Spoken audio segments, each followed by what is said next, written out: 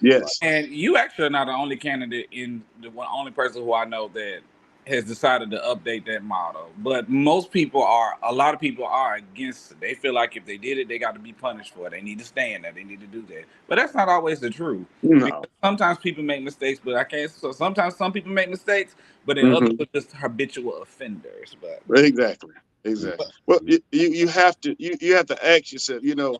You know. Sheriff's department is probably only responsible for putting about 5 to 10% of the population out there. Because right now the way the government and sheriff's office, it's courthouse security, the jail administration, as well as civil service, right? They enforce dispositions from the court, so they're only responsible for probably about 5 or 10% of the inmate population, if that, right? So my point to that is, we didn't bring them out here. That doesn't mean we don't have to mistreat folks. That it just doesn't work like that. We're here. They're still human. Uh, uh, there's still regulations that must be followed and must be applied. And we don't have to mistreat folks simply because they're in jail. I don't know where people get that mindset from, that because you're incarcerated, all of a sudden you've lost all your human rights. All of a sudden you're not a man, you're not a woman. There's no dignity to be held of you. No, we're not going to do that. We're going to let people know that this is not personal. This is our job out here. These are the rules that we got to follow. But while we're out here, we're going to treat you like human beings.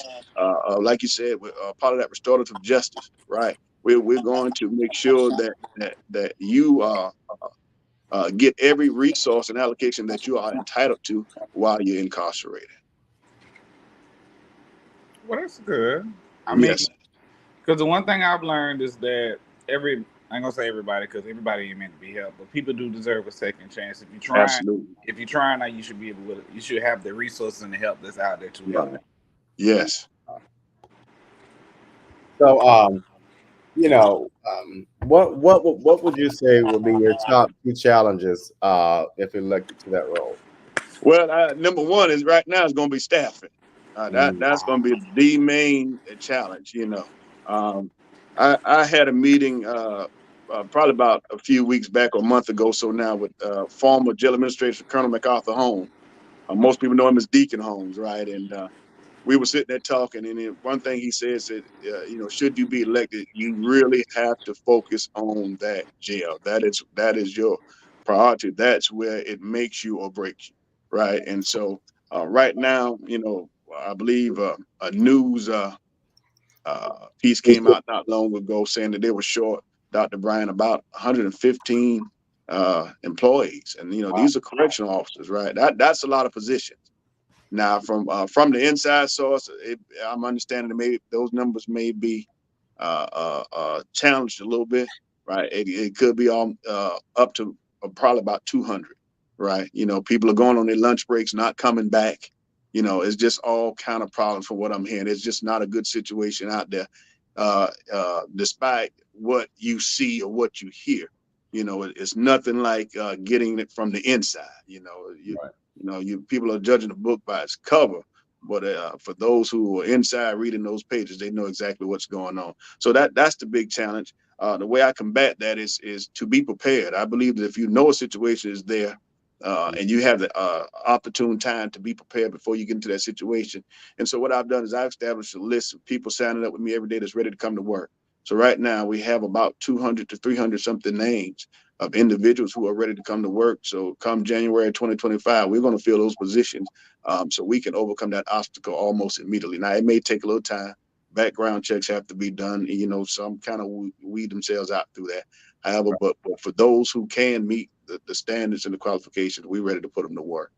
The second challenge is like I said, was mental health as well as the visitation. Those were the top three that we have right now. Um, I think at some point, um, the sheriff is recognized as the chief law enforcement officer of the county. And so at some point, we're going to have to play our part from the sheriff's office to help fight crime in our area. And I think that we're going to, that's going to be a challenge because, that takes a lot of lobbying, a lot of conversation between myself as the sitting sheriff, as well as the county commissioners. Mm-hmm. You know, I got another question for you. You know, back home from where I'm from, our sheriff is relatively accessible. Though it's a smaller county, he's fairly accessible. How when you become well, I was gonna say when you become sheriff, will you be as accessible? Oh, absolutely, absolutely. I mean, your constituents, that's your support base. That's what gets you elected. I think without calling names, there were a few politicians in some of these past, current elections who, wanted to get out there but were not accessible to the people. I think that's the number one rule to even get in politics. How accessible are you to your constituents? And people might say, well, that might get sick. No, that's kind of what you signed up for, right? That's kind of what you signed up for. That just comes with the territory. I'll be available 24/7. If of course, there's certain situations where I can't get to you right away, but I mean, the minute that I can get back to you, I will get back to you. Even now, even on my campaign material, I didn't go buy a secondary phone. That's my phone number. That's my personal phone number that people now call me on, and that they go out on flyers all over the county. And you can call me at any given time. If I can help you, whatever I can do, I make myself available to help you. I will avail myself.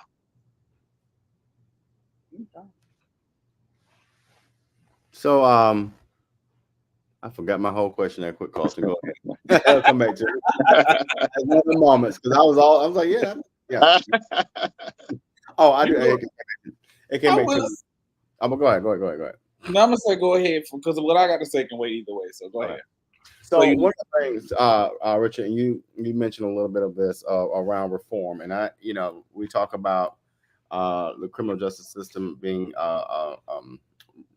rather a mechanism for corrections or to help people to grow or to develop into different spaces. But as become more capitalistic, how do you see that shifting, or how do you see yourself contributing, if elected, to shifting that whole mindset? Well,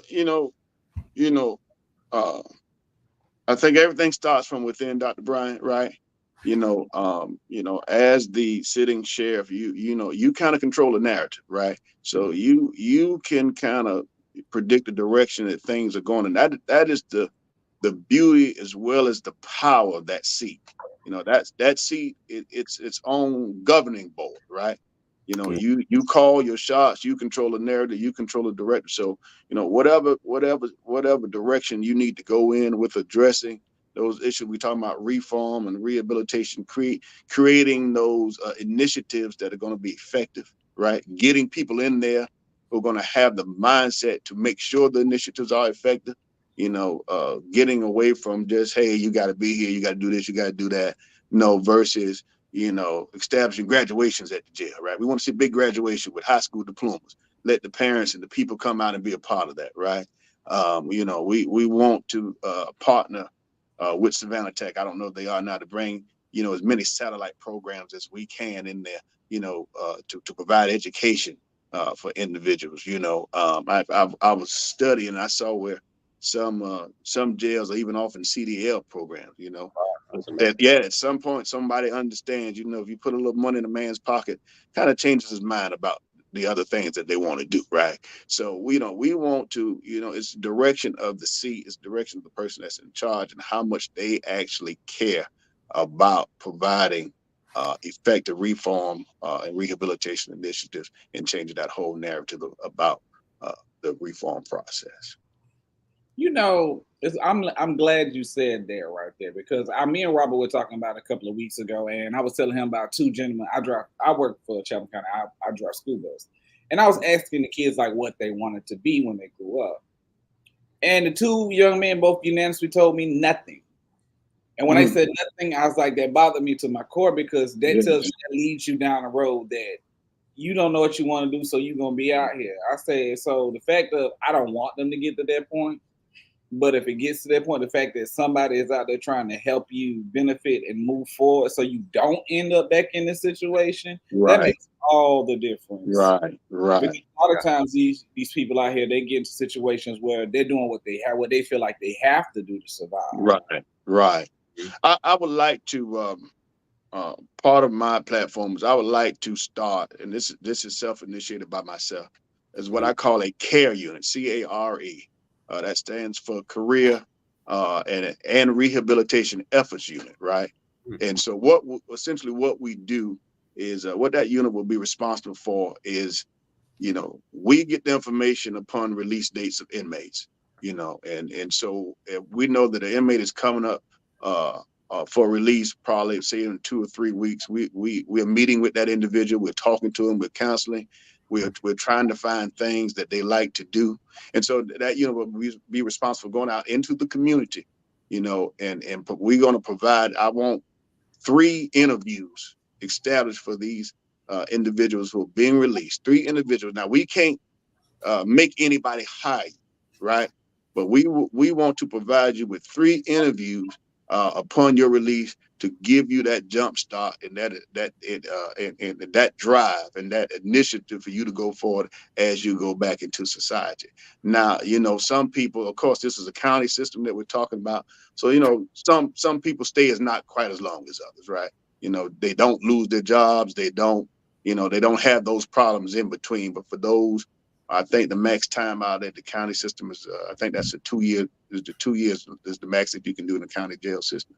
For those who kind of borderline that deadline, and they are coming back into, our community, into our society, we want to provide 3 job opportunities where upon their release, they're sitting down in front of somebody, they're getting job interviews, and we pray that those businesses who come in partnership with the sheriff's office will actually actually give these individuals an opportunity of employment, even if it's temporarily. We just want to get you jump started. All right. Well, we're going to go to a quick commercial break, and we'll be right back.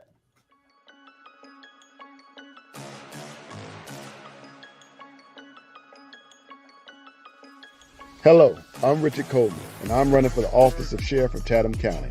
And when I'm elected, I promise to inspect what I expect. Chatham County, it's time for a change, and that change is me, Richard Coleman.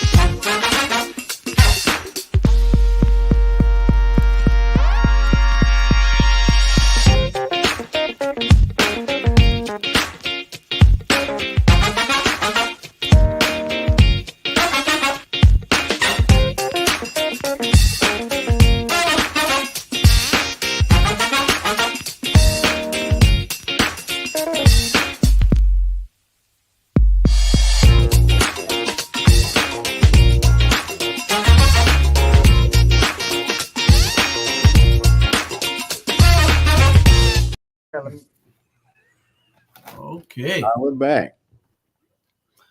I'm sorry I'm late, gentlemen. Y'all can hear me? Oh, yeah. We knew you had a question. Okay. Brother Coleman, good to have you here. Mr. Hall, thank you, sir. Okay. This is one of them shows where it's always those tough questions. Absolutely. So make sure that you can got the answer. I know you got the answer for it. So my question is, how can you help with the increased crime rate that we're seeing balloon all over Savannah and Chatham County, knowing that the sheriff department doesn't do a lot of law enforcement? We know the sheriff takes care of the jail, sheriff serves warrants, the sheriff takes care of the courtrooms. You see the sheriff sometimes out on the highway, so there is some limited law enforcement that is done by the sheriff department. So how do we, knowing what's happening all across the country, do you see that the sheriff department needs to take a different shift? That what you about to do? That Robert, why are you talking? Robert, you got to mute yourself. how can we get the sheriff department, all sheriff departments, to help with law enforcement itself? We know that that's not one of the duties of it right now, but is there anything that, being that it's the highest law enforcement agency in any city or any county, how it seems like you can have a bigger role in law enforcement? So what's your thoughts on that? Oh, that's a very good question, Mr. Like you said, according to the Georgia Constitution, you touched on this, the sheriff is the chief law enforcement officer in the county. Now, and as you said, they're mandated to those three primary duties that, those are constitutional duties, is jail administration, courthouse security, as well as civil service, right? But there's also in that clause where it says, that the sheriff has a responsibility for enforcement and overseeing crime, right? And so, a lot of sheriff's departments, some of what they call full service. That means they offer that law enforcement that you're talking about. But then, you have some, and normally you face situations like that, which is what we have in Savannah, when you have a county police department as well as a sheriff's department, where they say, well, we will let the county police department handle the law enforcement public service duties, and we'll let the sheriff just do his constitutional duties. So if you're facing that as a sitting sheriff in that type of situation, the thing is that nothing stops you as sheriff from still enforcing. And so now what you want to do is you got to be very careful, because you want to be respectful of others, governing bodies, government, right? And other departments. So what you can do is offer your department as a resource and support units to other areas. So what I would do as a sitting chair is to initiate some law enforcement units as a support unit to other areas. Say Savannah had a shooting in a certain area, you're going to have a lot of manpower, Mr. Hall, that's tied up in that area. Now you still have other areas of Savannah that still need to be covered, and so you got all this manpower type. And so what we can do as the sheriff's department is have that community patrol unit to come on over and ride that area while Savannah is taking care, of the shooting investigation. So it's more of a support unit, right? And if say smaller PDs, particularly smaller PDs, like a Thunderbolt, they may not have the personnel or the tools to investigate certain crime. Well, you can bring that to us, and we allow one of our detectives to come out there, use our resources to go ahead and assist you in investigating that crime. And so this is the position that I'm in, saying, hey, let's play our part. I want to play a part in support of crime prevention in Chatham County. Now, of course, you're going to have to go to your commissioners, because everything requires funding, right? And so that was my next question. Right. How do you get the funding so that you can do the things that are necessary, so that your job is not to fill the jails. Your job is to control the jail. Right. Well, if nobody came to jail, it would be better. Right. Exactly. You at that point, I like to say, Mr. Hall, you become a good politician, right? You've got to state your case before the commissioners. One thing about it is, everybody, you can never have enough law enforcement in an area that's overcome by crime.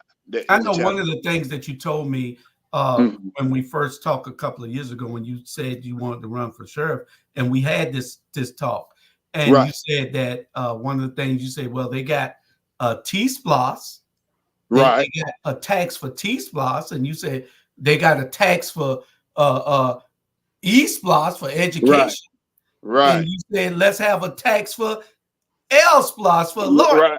For law enforcement, right.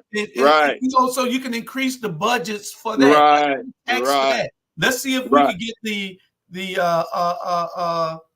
motel hotel tax to be a part of law Run enforcement. that. He's trying That's to right. protect the tourists. So Right. law enforcement needs a boost also. If you tax Absolutely. for education and infrastructure for the roads, education ain't gonna do you no good if you have a chaotic society. That's right. Tourists ain't gonna do you no good if you got a chaotic society. So you have to have a chaotic community. So you have to have those things. And it was a great idea that you came up with asking the law enforcement, the legislatures, the legislators of state legislators to come up with funding or a Right. tax that can be implemented that will fund nothing but police. You can hire more officers. You can do all these things we already know where the crime areas are. Right. Right. You know where the high crime areas are. So you do increased patrol, even if it's your own sheriff Right. the detail that you put in that area, just Right. to hold it down. Because That's one right. thing for sure, if they see the police there, they're not going to commit the crime. So Exactly. when you got 1 and 2 units patrolling one particular beat, and then they go out for a call for service, then everything's left wide open. Yes. wide open, Right. yeah. Right. If they're investigating that shooting, everything else is wide open. And that's where we can benefit the county as well as these other agencies. And that's why I say, you have to put on your political hat. And that I always say that sheriff has just 2 parts to that seat, right? That's the law enforcement position, but there's still that political part that you have to go and you have to lobby for these tax funds and these tax dollars to represent law enforcement so we can support the community. So you're absolutely right. Yes. Mm-hmm. In Chatham County, education does have the biggest budget as far as the county, city, all of that. So the issue is going to come that people are already feeling the pressure of the economy right now with the fact that inflation is came and everything is so high. So you really want to sit up and tell the constituents, I want to raise your taxes so we as a law enforcement agency can get more money, so we can have a LSPLOS fund for law enforcement when their millage rate is already at an all-time high. They're not going to sit well with the fact that, I have to pay you more. I have to pay more money in taxes and this, that, and the third to accommodate you. So besides the LSPLOS or a tax increase, what is another way that you could possibly get the funds that you see in your eyesight? Well, the jail has a $65 million budget, right? Okay, that budget is cut into two parts. I think, Dr. Brian, you helped me with my math here. I think 52% is the jail, and 13, that's what I got left over. Mm-hmm. Eddie was good at that. Right. The other portion is for enforcement. Now I totally agree with you. That's where you're going to run into problems with particularly conservative voters who are saying, "Hey, these are my tax dollars you're talking about here." Mm-hmm. That's why I said earlier is that you have to look at you can retrieve some of those funds by addressing the mental health situation. If we stop the jail from being the biggest leader in mental health hospital, because that's not what the jail is designed for, right? If we can get individuals who deal with mental health in their proper setting, we can have resources and money to allocate towards law enforcement the way it's supposed to be. And so it's a check and balance system here. When I was talking to Colonel Holmes, he said that psych medicine, even the generic brand that comes to the jail, one pill is $400. Now you talking about 30% of your jail, right? 30% of your population is mental health. Taking that medicine 4 times a day. 4 times a day. That's serious. That's serious money. It adds up. Now, if they're standing there an extended stay to almost 2 years, look at that money. Look at if we can deal with that mental health and get that mental health in the place where it's supposed to be. Look at the funds that we can now allocate back toward community and law enforcement, which is the position of the sheriff's office, without raising tax dollars, without saying, hey, let me go before you and we need the LSPLOS. But at the same time, when you have crime, You've got to say, are you willing to pay? It's a tough decision. Are you willing to pay for safety? Because law enforcement is public safety. That's what it's all about. What are you really willing to pay for? I think not a while ago, some time ago, I think in all three, you probably remember there was an issue with, I think that was the county fire department wanting to raise taxes. So they essentially they were I think it's Southside, which is the county fire department. Essentially, they were saying is they needed, I think it was a city or a county, I can't remember which entity, but essentially they were looking at raising taxes to support the fire department, right? And I think that they actually imposed a tax base, if I'm not mistaken. I'm just saying, talking in general because I don't have my facts in front of me. But it's kind of the same situation. It might hurt you, but it's public safety. When you go to a funeral, ask that mother, does she want to raise taxes, or will she have more law enforcement services provided to help her situation? That's kind of how you think. Everything is not like that, but that's kind of how you're balancing things out. Yeah. So you're talking 13, and I get your figure now. You were saying $52 million of that goes to the jail. And yes, 13 left. So you got 13 for other 13 other areas. You're right. Okay. That goes to the enforcement side. Yes. Okay. Yes. So roughly, I didn't have my numbers in front of me. That's correct. Yes, that's correct. 75% or so goes to the jail. To the jail. Yes, that's correct. Okay. I got now, you. Mental health is taking up a great part of that budget. Back in the day, it was you had Georgia Regional. We didn't take people that was mentally right. You could evaluate that person right there and saw that something was wrong with them.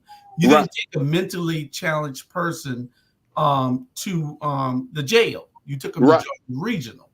Right. I got some friends I want to take there myself. Right. Right. But you don't take them to the jail because they're not going to be treated fair. They're going to be treated the same as any other inmate, and they need special care. They need special care. Like you say, these drug companies and everything, they overinflate the prices of the drugs. Mm-hmm. And they need to be in a facility where they're getting this mental health treatment, right? And the drugs are less expensive than being in a jail. Jails are buying in bulk like a mental institution can. That's right. That's right. With the pharmaceutical company. So that's just some things that, and I mean, it's become a huge part of law enforcement now, dealing with mental health. Yes. And but it needs to go back into the hospital. Right. They had those sections where it was cornered off. Maybe the jail can just provide the security for it. Right. But it still needs to go to mental health professionals. Right. So that it can be a person can get the right help. You can't get the right help laying in a cell. No, they need treatment, not incarceration. They need treatment. Mm-hmm. Yeah, they need treatment, and that goes back to Brother Carlton. So I want to make sure I hit on what you're saying about the tax dollar. That's why I initially said that we want to address this problem so we don't have to press the taxpayer. Right? We want to try to see what we can do internally first before we go to the commissioners and say, "Hey, look, we got a problem here. We're not going to correct this overnight, but I need X, Y, and Z funding, and now we got to put on our political caps and see how we can address these issues." Yeah, because if they could take up money for to give to the tourism industry from the hotel tax to promote the city, what you promoting somebody to come to a city that might be unsafe? So a part of that money needs to be it don't have to be above board to say, I mean, everything is transparent, but when you're talking about politicians now, if they're going to get a 2% increase in, they can ask for 3% for hotel tax, and then they can say, well, part of this is for law enforcement. Mm-hmm. You know what I'm saying? It doesn't have to be a L splat. Oh, what? Yeah, it don't have to be. It needs, and that's what you had said before that. Right. They might not look at it good because of the fire department getting turned down, wanting to tax. Right. But you're talking about people's lives. You're talking about the fire department doesn't get calls for service like the police department. Right. So it's a whole different environment. It's a whole different category here when you're talking about calls for service from the police officers. And those tourists want to feel safe. Absolutely. Those tourists pour money into our cities and into our county.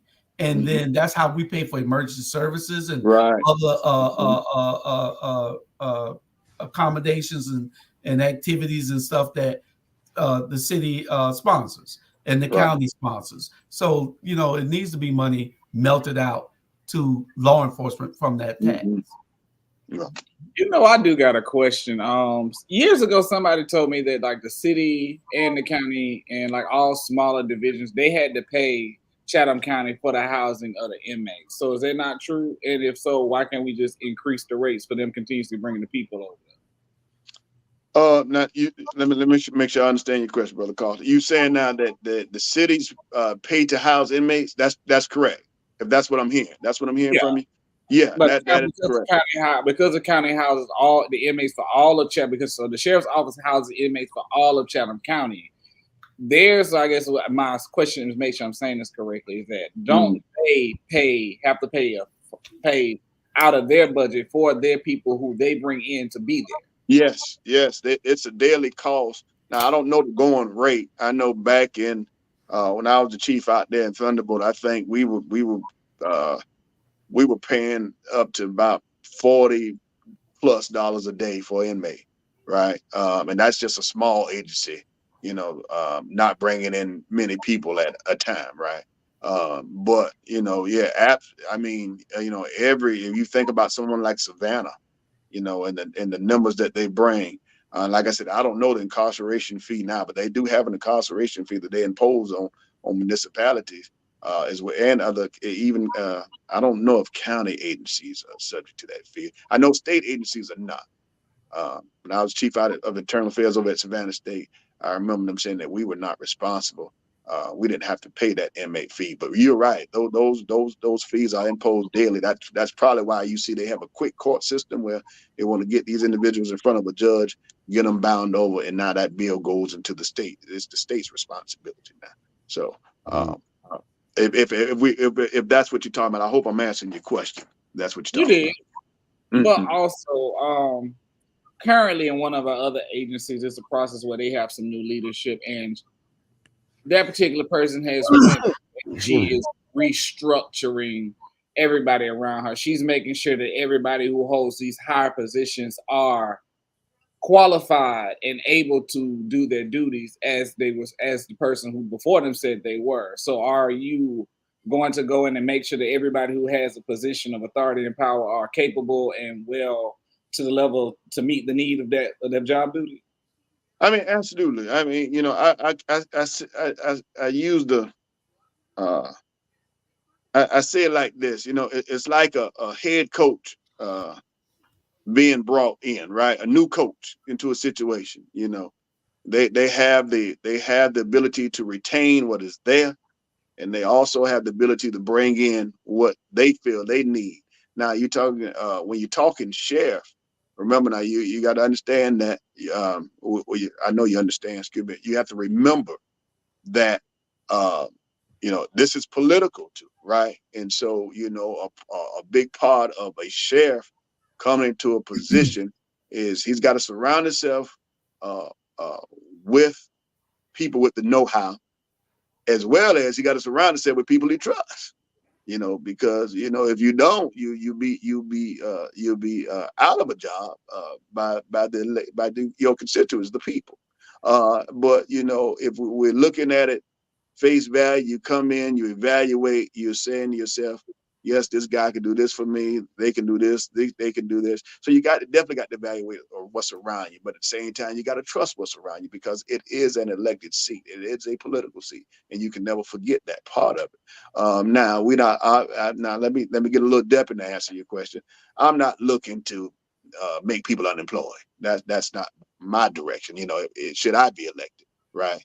And I think that they have a lot of good talent in place right now, in their leadership that can be effective. Now, now getting the max results of those individuals up to you as that leader, because now they answer to you. So now they're going to respond to the directives that you would have them to do. But I think that, I always felt like I'm an individual who can come in a situation and not just abruptly replace everybody that's in place, but I can get max results from the people who are there. And I would look to do that first before I actually made the changes that I need. Yeah, because the department's already short staffed, so you don't want to get rid of people, Right. make more Right. short staffed. Oh man, you'd be in a bad situation. Yeah, people that can just be moved around, I guess, and all kind of stuff. It's all kind of stuff I guess can be done. Right. Yeah. I hope that answers your question, brother. I want to make sure you got some very good questions. I want to make sure I'm answering your question. Oh no, you answer them real. You answer them as well as I would expect you to. I'm gonna say it like this: I have been approached by several people who are in the county who are residents who are supporting you. One of them who's in my neighborhood, and that lady walked up on me getting out my car and made sure that I got a flyer with your name on it. That's a good. That's it. Thank you. That's it. Thank you. Yes, sir. Okay. We're gonna go to a commercial break again, and we'll be right back and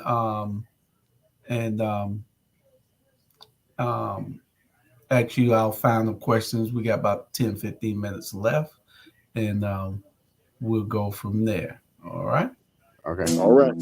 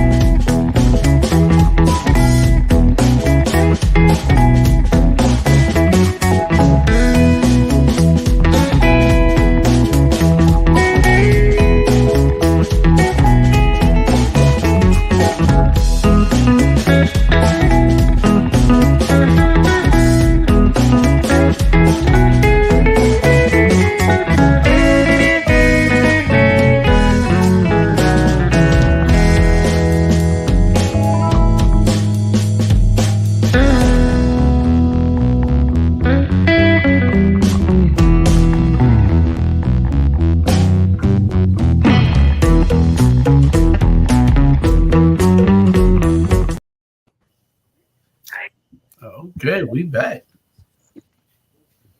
I had to come back because it seems like Robert and Carlton has changed the dynamics of the show. The Watchdogs usually was in a. This is how the Watchdogs started off. The Watchdogs was in a cap and a suit coat. That's the way it was supposed to be. And Robert, he did it for the first year. He done got. No, consistency is not my thing. Okay. Don't tell Carlton that we'll be up in here with a whole tuxedo on. Yeah, I seen Carlton dressed now. He dapper. Yeah. Listen, the one thing I learned is people don't care what you got on. People want to hear what come out your mouth. As long as it's effective, and delivers the point across when you deliver it, they're gonna like, oh, we know him. That's the casual one. Y'all continue to wear blazers. I'm gonna be the casual one over here. That's the casual one. Me in charge, y'all. That's how that works. But I do got a question for you. People have a distrust of police and law enforcement in general. So how will you, once you become sheriff, teach your deputies to create a better rapport with the communities that they serve? Training, and more training.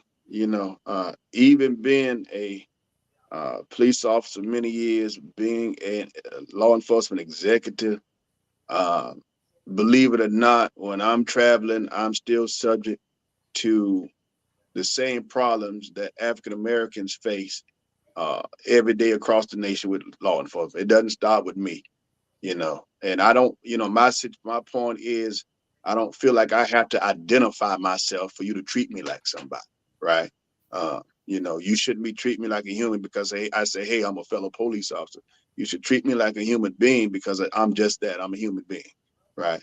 And so, I too experience that and encounter that as I go back and forth a lot, actually. And so when you have those personal experiences, you always tell yourself, if you're in charge, this is definitely something that I'm going to make sure doesn't happen, especially if I'm the head that's been the representation. And that starts with training. I don't know if Mr. Hall can tell you. It was a situation that happened way back, and Julius, I can't think of what it was, but we had talked, and we had both said that if they knew how to approach our community, that would not have happened. I don't know if it was a shooting or something that happened with the law enforcement officer, but that let me know that they had no diversity training, no inclusion training. There was just no sense of being comfortable around other citizens other than their own. And we just felt like if they had encountered more interdepartmental training when it comes down to dealing with diversity, dealing with inclusion, the rights of people, I think that situation would not have happened. And so I hammer in on that, on training, and more training. And accountability. Remember now, I was chief of internal affairs, so I policed the police. And that big part of that was law enforcement accountability. You're no different than anyone else when you break the law or mistreat our citizens. Just because you had that badge doesn't give you any type of special privilege to go out there and misrepresent our department and mistreat other citizens. And so it's training. In law enforcement, you want people to feel at ease around. Right. You don't want people to be on edge. You don't want people to be nervous. That's right. What you want people to do is be comfortable with you. And if they're comfortable with you, they're more likely to talk to you. They're more likely to tell you things about some real criminal activity that might be happening. Because when you go to work as a police officer, you're going to protect and to serve. Most officers come in with a grit. They grit on you, and then they come in acting like they got to show you that they're the boss. Right. We're in a controlled society. Mm-hmm. And people know that without the police, there is chaos. So there's no need for you to show us anything else. We already know that without you, there is chaos. So you don't have to come in being macho. You come in and with an understanding that I am here to help. Right. I'm not looking to cite you. I'm not looking to arrest you. I am looking to help. And when they had that attitude, if the police officers had that attitude, I'm here to help first, people wouldn't have that negative attitude. Absolutely. Police officers. You got to help. And that falls in line with community outreach, right? Yeah. Being engaged with the community, understanding your surrounding, your environment, and the people that dwell therein, So, that's it. You're absolutely right, Mr. Hall. We've had, and I want you to address this, we've had, and one of the things that I think should happen all over the country with these correction officers in the jails, and in the prisons also. But let's talk about the jails, since that's what the show's about. They are recently, a lady from the Chatham County Sheriff's Department got a 20-year sentence for smuggling drugs into the jail. She getting more time than the person she was trying to help. Mm. Now, and what needs to happen is that these people need courses or classes every quarter telling them training. Yes. Mm-hmm. Look what happened to this person. If you try to bring drugs into this institution and you get caught, you're going to get more time than the person you was trying to bring them to. So that's right. And I hated to see that, because here it's always some young women that get these correction jobs, and then they're trying to smuggle drugs into trying to help their boyfriends and this and that, family members, and it's not good. No, and that that's pushed on that's pushed on them upon hiring. Don't do this, don't do that. Listen, if you get away with it, you won't get away with it for long. And when it comes, there's going to be some serious accountability behind it. Why these officers take the chance of put themselves in that type of situation is beyond me. But then you're doing it out there at a place where everywhere you go, somebody it's controlled movement. Somebody has to close the door, open the door, close the door just for you to move around. And why even put yourself in those type of situations? So yes, it's bad. It is something that you have to hammer in, like you say, consistently with your employees. Constantly reminding them that these are the consequences of your actions if you do that. All right. Well, Richard, if you would let us know, how can people contribute or find more information about you, maybe going to a website. So share that information with us, please. Yeah, you can contribute to Richard Coleman for sheriff. My website is going to be up and running by Monday, right? And so we'll have a piece on there where you can donate. You can also call me. I can come and I can get contributions. I encourage people to, if they want to give, they know somebody who wants to give, come on, reach out to me. We'll take that. But mainly it's going to be on the website where, we'll have that scan code, that barcode, or that donate button that you can give if you believe in what we're trying to do and the change in the direction that we're going in with that office and with that seat. And we appreciate all support. Everything is appreciated and everything is welcome. So did you have any upcoming events or fundraisers or anything that the people can? I know your website will be up and it'll probably be on there pretty soon, but I heard you saying something about a event that you're having, fundraising event soon. Yeah, we're looking at doing out in the park, Dr. Brian, over where you did. I believe that was Hitch Park there. That's the target area. We got to solidify things with leisure services with the city Monday. But we're going to do gunshots down, jump shots up fundraiser. Where these teams are coming in, they're paying the entry fees, all that's going toward the fundraising.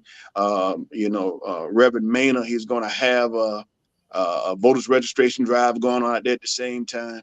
We're going to sell some food out there. It's going to be a fundraising event as well as an event for me as the candidate to also connect with the community. So we're looking for a good time. We'll have a live DJ out there. We're looking just to have a good time. This fundraising event is coming up in April. We're targeting either the 20th or 27th or of April. Also, we're looking to have a meet and greet in the Liberty City area. That's going to be hosted by one of the prominent residents out there. I don't want to put his name out right now. We're still finalizing things, but when it comes out, we definitely have it on the website. We should have that also finalized either Monday, or Tuesday. And we want everybody to come on out. And if you want to see me, if you want me to attend an event, you please contact me. My phone number, my contact is all over the flyers, 912-704-3967. It's all over my social media page. This one right here? It's going to be the other one. Yeah, it's going to be the other one. The other one, Dr. Hall. It's going to be the other one. We got it on the other flyer. That one. Okay. It's going to be the other flyer. These are nice looking door knockers here. I see that. Thank you. Those are straight to the point door knockers there. Yes, sir. Yes, sir. Restoring our communities, addressing our crime issues, effective rehabilitation initiatives, improved jail conditions, a voice for all the people, and public safety advocate. Hey, you got a great platform, and we just hope that that working with once you get in office, working with the other departments, that we can have a safer and better community. We want you to promise that you'll come back once more before the election, and then after your sheriff also come back and grace us with your presence. Unless you don't act like you don't know me. Absolutely. Yeah. Hey, sheriff. Right. Because the sheriff walking about 10 guys around him, right? Listen, let's just say we don't see you on the other side. Exactly. Don't let me catch you. But I promise you, guys, I will definitely be back. I really enjoyed you. I really appreciate the opportunity for me to get myself out to the people and explain my position and promote myself as why they should vote for me. And I promise you, Mr. Hall and Dr. Bryan and Mr. Carlton, when I am elected, and with the pink elephant in the room has got to be addressed. There definitely be history made. I promise you that I will come back to all things relevant media, our black media, and give my thank you, because I don't want Robert, Mr. Hall, or you, Mr. Carl, to hunt me down in the street. Okay, so I promise you. Roles, so. We're gonna see whether we can get you. We'll see if we can get you on the Rabble one night. Now that's a tough crew on the Rabble now. I welcome it though. You think Carlton and Robert got questions? That's a tough crew on the Rabble, boy. The truth will always stand. The truth will always stand. They don't let nobody slide. Lord have mercy. But we're gonna see whether we can get you on the Rabble and a few of the other shows. Have you been on the Little Blakely show yet? No, she has established the invite. We're gonna connect with her. Hopefully, we can get to her soon. She has offered the invite. She has offered the invite. So hopefully, we can get to her real soon. Okay. So just let everybody know that where you at all the time. I guess if they go to your Facebook page and then you say you will be up Monday. It'll be up Monday. Yes. Okay. All right. Any final questions from any of y'all? No, I really enjoyed it. I really enjoyed the show. I honestly did. I really enjoyed it. I appreciate the opportunity. Just a statement. No questions, just a statement. I want you to say the aesthetic that you have given us on this show today is a true Southern gentleman. I want you to keep that whole aesthetic going on throughout your campaign, because I want to know people in the South, we appreciate it. I appreciate it. Yeah. Y'all, I'm saying America at the dollar. Lord have mercy. Yeah, that'd be fun. Y'all, I'm hanging out with my 6-month-old cousin, so. Okay. So we appreciate you, brother. Thank you, Coleman. We wish you good luck. Thank you. We'll see you out there on the campaign trail. If nobody else got no questions, then do you have a last statement that you'd like to give us before you go? Just tell the audience in the next 2 minutes, 1 or 2 minutes, your last statement before Robert take us out of here. Absolutely. Again, thank you. Thank you for giving me an audience. Thank you for listening to me. Listen, this election is very important. You know, right now more than ever, there's a time of change needed, a change of direction, a change of the guard. This is not personal towards anybody, but we need to move this county forward. And I am that direction to move the county forward in that Chatham County Sheriff's Office, in that Chatham County Sheriff's seat. So I would appreciate your vote. I appreciate your support. And I always say, I can't do it by myself, but if you would see my motto, it always says, together we can. Thank you very much. You just ended there like a whole preacher. We'll see y'all next Saturday. Next Saturday, Saints House Sit Place. Take care. God bless. Thank you.